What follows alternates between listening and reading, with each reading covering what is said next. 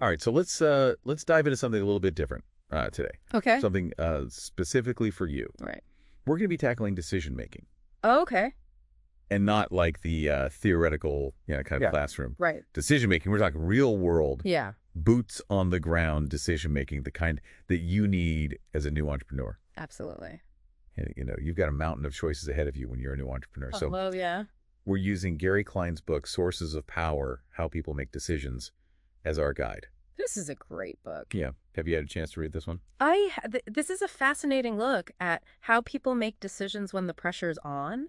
Yeah. Time is tight and there's really no margin for error. Right. Think firefighters, Right. military commanders, Right. These high stakes scenarios. high stakes. Yeah. And it's interesting because it really challenges the way that we traditionally think about decisions. The whole weigh all your options, Right. like make your pros and cons list. Yeah.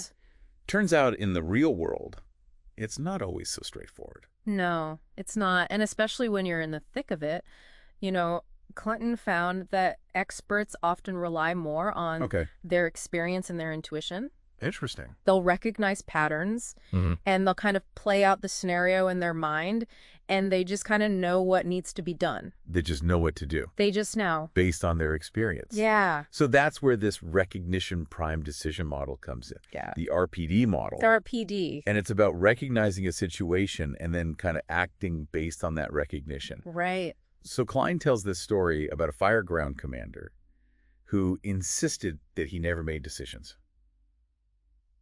I know it sounds crazy, right? That doesn't sound right. You've got this guy, he's leading a team into burning buildings, and he's saying he's not making decisions. Right. So, I mean, he must be making some decisions. of course, but he wasn't making decisions in the traditional sense of deliberating over multiple choices. He was drawing on years of experience. Okay. He'd seen countless similar situations. So he kind of instinctively knew the best course of action. So almost like a reflex. Yeah. Like a reflex almost. Exactly. So instead of making a pros and cons list about, whether they go through the front door or the back door, Right. he was already 2 steps ahead, Right. thinking about how to contain the fire based on where he expected it to spread. Based on the patterns that he's seen. Based on the patterns, exactly. Yeah. So Klein uses this great story that he calls the laundry chute fire to illustrate this. Okay. And so this fire commander, he gets a call about a basement fire in an apartment building. All right. And so he arrives, he doesn't see anything from the outside, goes into the basement, and boom, flames are shooting up this laundry chute. Laundry chute fire. Laundry chute fire. And, every firefighter knows those laundry chute fires are, Oh, yeah. they're bad news. They can spread like crazy. Spread so fast. Really fast. And this one sounded like he was just getting started. Yeah. But based on his experience, the commander, he instantly knows the standard procedure. Okay. Right? You've got to get above the flames and hit them with water. Yeah. So he sends crews up to the first and second floors, but the fire's already spread past them. Oh, no. I know, it's terrifying. Yeah, that's scary. So the commander goes back outside, Okay. and he sees smoke coming from under the roof. Under the roof? The fire's raced up to the 4th floor, it's hit the ceiling, and now smoke is pushing down the hallway. Wow. So what does he do? Yeah. Does he call a timeout and regroup and rethink? Right. Nope, he doesn't have time for that. He's got to act. He's got to act. Yeah. He instantly knows he needs to get his crews up to the 4th floor, and he needs to do it now. Right. That's the RPD model in action. That's it right there. So as a new entrepreneur, Yeah. thinking about that story, it really highlights the importance of drawing on your past experiences to make quick decisions. Yeah.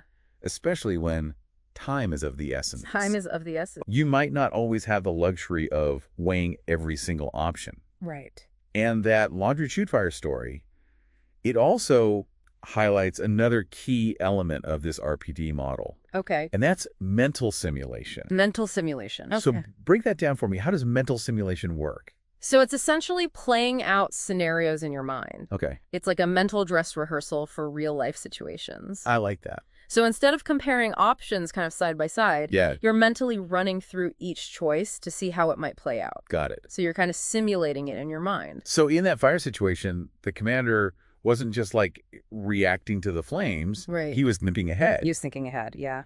anticipating what the fire might do next and planning his next move Yeah. based on that mental simulation. Absolutely. And Klein gives another example called the overpass rescue. Okay. So there's a woman dangling from these metal supports of an overpass. Oh, gosh. Yeah, it's a very precarious situation. And the fire lieutenant in charge, he has to figure out how to get her down safely. Right. And he did this by mentally simulating the entire rescue. So he was picturing in his mind his team lowering a ladder belt, Yes. securing the woman, Yeah. and then carefully lifting her to safety. Right. And I bet he was also thinking about what could go wrong. Of course. Yeah. Like, what if the belt doesn't fit? Yes. What if she loses consciousness? Exactly. He's got to think through all these possibilities. Yeah. And he even identified a potential issue beforehand. Okay. The woman was slender, and that standard ladder belt might not be secure enough. Oh, so he was really thinking ahead. Yeah, so he had his team bring a rescue harness as a backup. Wow, that's thinking on your feet. It is. So these mental simulations, are they always accurate? Yeah. Are there limitations? There are, yeah. What are some of the things we need to be aware of? Well, our memories aren't perfect. That's true. And complex situations can be hard to simulate accurately. Plus, we all have biases that can color how we imagine things playing out. Right. We all have our own perspectives. We do. So how can we improve our mental simulations? Yeah. Make them more reliable? Yeah. I'm thinking about applying this to my business, and I want to make sure I'm doing it right. Well, Klein has a couple of techniques that can help. Okay, I'm all ears. One is called the crystal ball technique. Right. So imagine you have a crystal ball that shows you the future. Okay, I like it. Right. So Yeah. you ask it, what will happen if I make this decision? Oh, that's interesting. And then you let your mind generate both positive and negative outcomes. So it's about forcing myself to think beyond just the immediate results and think about the long-term effects. Exactly. So like if I decide to launch this new product, what could go right, Mm-hmm. but also what could go wrong down the line. Down the line, Something yeah. like that. And another technique is the premortem. Pre-mortem. Yeah. So you gather your team and you say, imagine it's a year from now and our project has failed. What went wrong? It's like doing a post-mortem before the project even starts. Exactly. Interesting. By working backward from that hypothetical failure, you force yourself to identify potential pitfalls that you might have missed. That's great. So it's a powerful way to challenge assumptions Yeah. and create more robust plans. This pre-mortem idea is brilliant. I can see how helpful that would be, especially for a new entrepreneur. You get so focused on success Yes. that you sometimes forget to plan for things going wrong. Yeah, you got to think about both sides. Right. And these mental simulations are a great way to apply this RPD model to your own decision-making. Absolutely. As an entrepreneur, you're not just reacting to problems. No. You're actively anticipating them Yes. and planning for different scenarios. That's the key right there. That's the key. To be prepared. Absolutely. All right. So Sure. we've covered a lot of ground already, We have. but there's so much more to unpack. Yeah, there is. When it comes to making effective decisions in the real world, We've just scratched the surface. we've just scratched the surface. And in our next deep dive, we're going to explore even more of Gary Klein's insights into this fascinating world of decision-making. I can't wait. So stick with us. So mental simulation, it isn't just about playing out your own actions. Right. It can also help you understand the intentions of others. Okay. And Klein refers to this as reading minds. Reading minds. Yeah, it sounds a little spooky, It does. but it's really just about understanding intent. So it's about being able to get inside the heads of your customers, your investors, Yeah. your competitors, Right. figure out what makes them tick. Exactly. And this can be so crucial when you're trying to make decisions that involve other people. Right. Because you're not operating in a silo. No, you're not. You've got to think about how other people are going to react to your decisions. Absolutely. And Klein tells this funny story called Marvin's Mouse to illustrate how easily miscommunication can happen. All right. So what happened with Marvin and his mouse? So Marvin was working with a team, and they needed a new computer mouse. Okay. And he knew the exact model they needed. It had to be compatible with their specific system. Right. So he found an old invoice with the part number, Mm-hmm. and he gave it to the front office and said, we need one of these. Seems pretty straightforward. What could go wrong? Well, the new mouse arrived, Uh, and it was the wrong model. oh, no. It was a mouse from the same company, Okay. but not compatible with their system. So the front office, they focused on getting a mouse from that same company, Yeah. but they missed the bigger picture. The compatibility. The compatibility, yeah, Right. of getting a mouse that actually worked with their system. Exactly. And this is a trap, I think, that entrepreneurs can easily fall into. Oh, yeah. We might think we're being clear, Uh-huh. but if we don't explicitly communicate our intent, Yes. others might focus on the wrong details. Absolutely. So how can we avoid these Marvin's Mouse situations? Yeah, how can we make sure our intentions are crystal clear, Well, especially when we're working with a team? Klein suggests using what he calls the 5 facets of commander's intent. Okay, 5 facets of commander's intent. Lay it on me. All right, so first, you've got the overall task. Right? What's the big picture goal? The what of the mission. Yeah, and second is the purpose. Okay, Why are we doing this? so the why. The why. So we've got the what and the why. Exactly. Yep. And then third, you've got the end state. And state. What does success look like? Okay, How will we know we've achieved our goal? so we're painting a very clear picture of what the finish line looks like. Yes, we are. Okay, Fourth, you've got constraints. constraint. What are the limitations? What are the things we absolutely can't do? Right, maybe budget restrictions, Yes. time deadlines, ethical considerations. Absolutely. So it's about setting those realistic boundaries. It is. Okay. And finally, you've got key decisions. Key decisions. What are those major choices that need to be made along the way? Okay. What are the potential contingencies we need to prepare for? So by communicating these 5 facets, you're essentially giving your team a roadmap for making decisions. Yes. Even when you're not there to micromanage every step, You're empowering them empowering them to think for themselves. to adapt to those unexpected situations and ultimately achieve better results. That's the goal. This is gold. It is. When you're starting out as a new entrepreneur, Yeah, you're often working with small teams Right. where everyone needs to be on the same page. absolutely. Clearly communicating your intent is just crucial It is. for success. Yeah. And speaking of teams, Klein also dives into the power of the collective mind. Okay. The idea that a group working together can be smarter than any individual. I love this idea.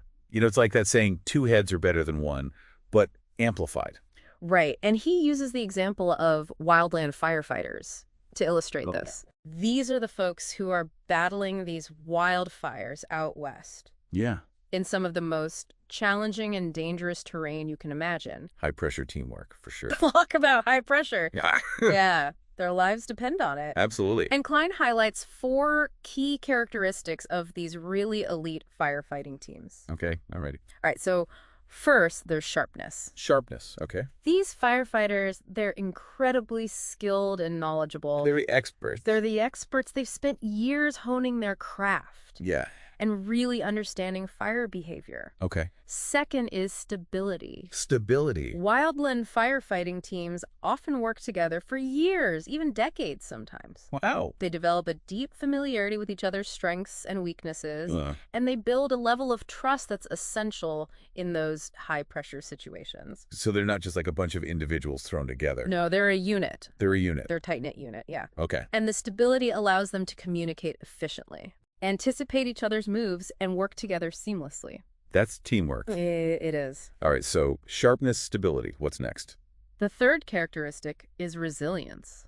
Resilience. Wildland firefighters, they face these incredibly challenging and unpredictable situations. Yeah. You never know what you're going to encounter You don't know. when you're fighting a wildfire. Right. They have to adapt to changing conditions, overcome setbacks, and keep going even when things get really tough. So there's no room for giving up No, there's not. when you're battling a wildfire. Not at all. And the final characteristic is trust. Trust. Wildland firefighters, they have to trust each other implicitly. Yeah. Their lives depend on it. They do. They have to know that their teammates will have their backs no matter what. Because in those life or death situations, doubt can be deadly. Absolutely. So we've got sharpness, stability, resilience, and trust. Those are the 4 Those are the 4 key characteristics. of these elite firefighting teams. And I imagine those are also essential for any high-performing team. Whether you're fighting wildfires or building a startup, It doesn't matter what industry you're in. it's about teamwork. It is. So how does this translate for a new entrepreneur who's just starting to build their team? Yeah. What are some red flags that might indicate the team is struggling? Well, Klein contrasts successful and dysfunctional teams, Okay. especially in crisis management situations. Right. And one key difference is role clarity. Role clarity. In successful teams, everyone knows their responsibilities Yeah. and how their roles contribute to the overall mission. So no stepping on each other's toes No. or wasting time figuring out who does what. Exactly. Everyone knows their lane and they stay in it. Okay. Another difference is communication. Communication. High-performing teams communicate openly and effectively. Yeah. They share information freely, and they listen to different perspectives even when there's disagreement. So they're not afraid to have those tough conversations No, and work through disagreements constructively. that's how you get to the best solution. Yeah. And this open communication helps them identify problems early, make adjustments, and arrive at better decisions as a group. This is fascinating how these principles apply to any team, regardless of the industry. They do. Okay, so thinking about the pitfalls, Yeah. what are some things that can really sabotage a team, Yeah. even if it's full of talented people? Yeah. One big danger is micromanagement. Micromanagement. When a leader tries to control every little detail, Yeah. it stifles creativity and Wow. prevents team members from really taking ownership. It's that classic scenario of the leader being so focused on the trees Yes. that they lose sight of the forest, The big picture. the big picture. Yes. And it usually ends up demotivating the team. It breeds resentment and frustration. Yeah. And ultimately leads to a drop in performance. Okay, so micromanagement is definitely something to avoid. Definitely. Another big pitfall is a lack of trust. Lack of trust. If team members don't feel like they can rely on each other, Yeah. they'll hesitate to share ideas, Right. offer constructive criticism, or take risks. Because they're afraid of being judged. They are, and that fear can really stifle innovation and progress. Trust is the foundation It is. of any high-performing team. The foundation. Without it, you're just a collection of individuals, Right. not a cohesive unit. Exactly. And that lack of cohesion can lead to missed opportunities, miscommunications, and ultimately a failure to achieve goals. So for those new entrepreneurs out there, Yeah. building a team is about more than just hiring skilled people. It's about the culture. It's about fostering an environment of trust, Yes. open communication, and clear roles. That's how you build a winning team. That's how you build a winning team. Yeah. Okay, so we've talked about intuition, mental simulation, reading minds, the Yeah. power of teams, but we haven't really addressed rationality. Right. Does Klein just dismiss rational analysis altogether? No, not at all. Okay. He acknowledges the power of rational analysis as a tool Right. in our decision-making arsenal, Uh-huh. but he also cautions against what he calls hyper-rationality. Okay, hyperrationality. Tell me more about that. So it's the danger of over-relying on formal analysis Okay. and applying it to situations where it might not be the best fit. Okay. Sometimes a purely analytical approach can actually lead you astray. So you're saying there are times when a spreadsheet Yes. and a bunch of data points won't give you the full Well, picture. think about situations involving human behavior, emotions, Yeah. or complex social dynamics. Right. These things are tough to quantify and analyze in a purely rational way. So like trying to predict the success of a marketing campaign solely based on demographics and statistics, Yeah. you might have all the data in the world. Right. But if you don't understand the emotional drivers behind consumer behavior, your analysis could be way off. Absolutely. Or imagine trying to predict the outcome of a negotiation based purely on a cost-benefit analysis. Right. You're missing those crucial elements like trust, reputation, Yeah. or the long-term impact on the relationship. So Klein's advocating for a balanced approach. Yes. Right. Don't throw out rational analysis, Yeah. but don't treat it as the be-all and end-all either. Find that sweet spot. That's it. Yeah. Finding the right balance between that rational analysis and those other sources of power that we've been discussing. Like intuition, Like intuition. experience, Yes, and but- an understanding of human behavior. Absolutely. So it's about knowing when to trust your gut Uh-huh. and when to crunch the numbers. Yes. And that balance is probably going to shift depending on the situation. It will. Right. Sometimes a purely rational approach is the best route, Uh-huh. but other times you need to step back, Yeah. trust your instincts, Right. and consider those factors that can't be neatly plugged into a spreadsheet. And I think that really resonates with me as a new entrepreneur. Yeah. You can get so caught up in the numbers Yes. and the data, data. but it's important to remember that business Mm-hmm. is ultimately about people. It is. It's about relationships. It's about relationships. It's about understanding people. And Klein's research is all about understanding how people make decisions in the real world, In the real world, with all of its messiness and complexity. that's where the real learning happens. And, even fatigue can impact your intuition. Yeah, that's a good point. Uh, When you're tired, you're not always thinking clearly, no, you're not. and it's easy to make mistakes. So it's important to be aware of those potential pitfalls of relying solely on intuition. So it sounds like it's about using intuition as a guide, but also being willing to step back, Yes. analyze the situation objectively, and consider other perspectives. And that's where critical thinking comes into play again. Right. It's about finding that balance between intuition and rational analysis. Between the head and the heart. That's it. That's it. Yeah. And this reminds me of something else that we touched on earlier. Okay. The idea that decision-making is often a collaborative process. Is. Klein emphasizes that we rarely make decisions in a vacuum. Right. We're often working with teams, seeking input from advisors, or considering the needs of various stakeholders. Absolutely. And, he argues that we can make better decisions when we seek out diverse perspectives. Yeah. Challenge our assumptions and engage in open and honest dialogue.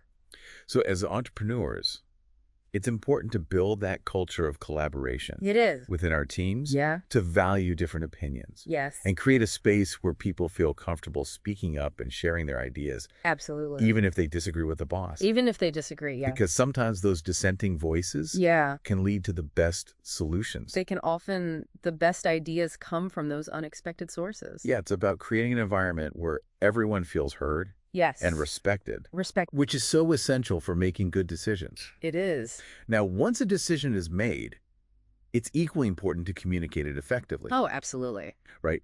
Klein talks about the importance of explaining the rationale Yes. behind our choices Mm-hmm. and making sure everyone understands why we're doing what we're doing. He's spot on.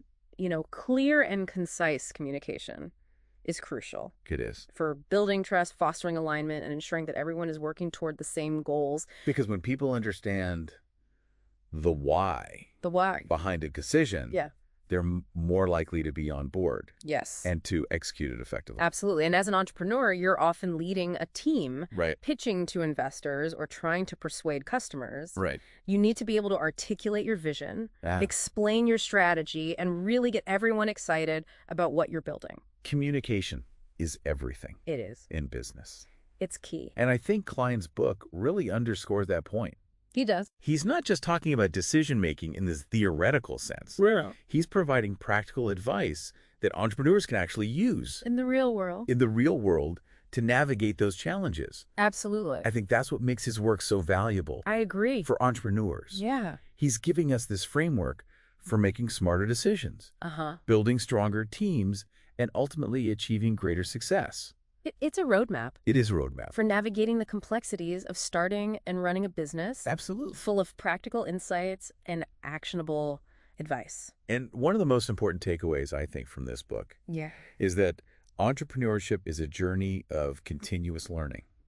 It is. It's about being willing to experiment, to make mistakes. to make mistakes, to seek out feedback, and to constantly strive to improve. You got it. And I think that's a message that's both empowering Absolutely. and inspiring It is. for entrepreneurs at any stage of their journey. At any stage. Well, I think we've covered a lot of ground today. We have Exploring some really powerful concepts from Gary Klein's Sources of Power. Yeah, it's been a fascinating discussion. It has. And I hope our listeners have gleaned some valuable insights Me too. that they can apply to their own entrepreneurial endeavors. Absolutely. And for anyone out there who's just starting their entrepreneurial journey Yeah. or even thinking about taking the leap, remember this. Okay. It's all about embracing the challenge, developing your skills, Trusting your intuition. trusting your intuition, and never stopping learning. Never stop learning. The world needs more entrepreneurs, It does. more people who are willing to step outside their comfort zones and create something new. Absolutely. So go out there, take risks,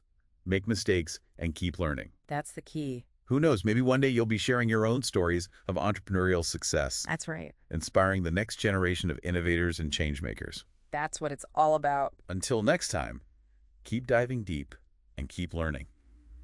Thanks for joining us.